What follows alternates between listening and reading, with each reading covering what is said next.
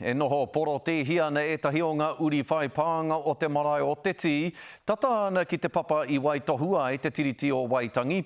I nā koa, kei te whakahē te hunga poro tūnei i ngā kaiarahi i te marae, me tā rātou hāpai tā rātou ki ngā ture kōwhiori a te kāwanatanga.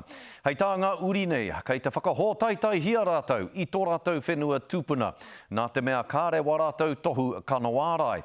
Anei rā te pūrongo a Tāroe Black.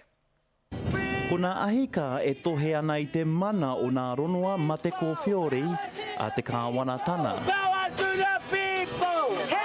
Ki hai hoki e tahi i whai tohu ronua no reira hoki, ka aukatia rātou e te puari tarahiti o Waitani mai aua whenua, nā whai anō te pānui whakatūpato. So we've decided to take control of the whenua that they're doing they're doing all this stuff to us.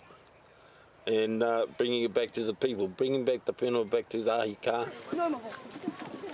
Kua riro mā rātou tonu o rātou whenua, kua riro kia nōhia te whenua a te tarahiti o Waitani. Me te aha, ka mauhere tia tēnei kaumātua me tētahi atu.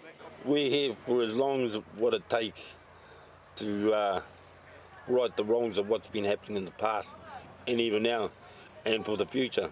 I'm sick of our whānau, our mana whenua being slaves. Mo tēnei nohona au nā hapū ko te karana kia kaua e tahi kē atu e whakamahi. Ko te whakaputanga tēnā, ko te trisi tēnā, e whakamana nei koutou I roto I tā koutou no. No one can come up here and start organising anymore without the ahika first knowing. I toru atua te karere ki te tarahiti mo tētahi whakautu. Tāroe Black, te karere.